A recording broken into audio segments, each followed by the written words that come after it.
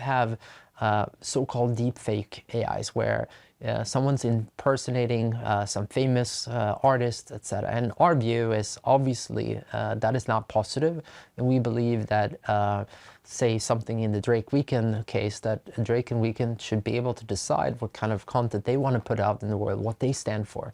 So you have no immediate plans to ban AI-generated content from the platform? No, we have no immediate plans. And in fact, it wouldn't even surprise me that if we look at the top chart of Spotify today, that there's a legitimate use of AI done by artists, and we would allow for them.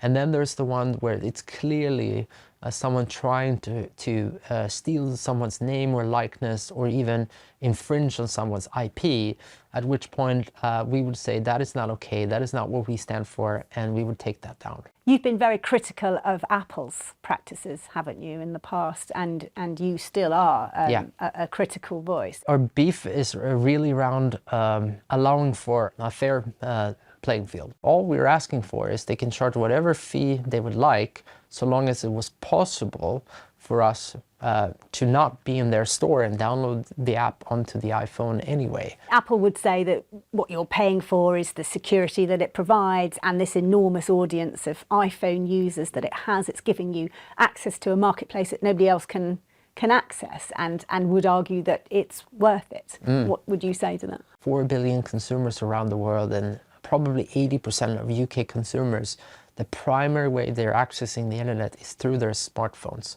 And the primary way they're accessing the internet is through apps on smartphones. And so this is the internet at this point. And that's why, from a principle standpoint, it's really important for me. It's an important business issue for Spotify. But I believe it will be very important for the future innovation and for other developers. Spotify's invested a lot in podcasting. You had some big names. You had the Obamas, you had the Duke and Duchess of Sussex. They released 12 podcasts in 2.5 years. Was that worth £18 million? We thought new innovation was needed to happen here. We thought we can come in and offer a great experience that both makes consumers very happy and allows new creators new avenues. And the truth of the matter is, some of it has worked, some of it hasn't. And we're learning from those, and we're moving on, and we wish all of the ones we didn't renew with the best of success that they can have going forward. That was very diplomatic. I'm getting better and better at it, so they would tell me.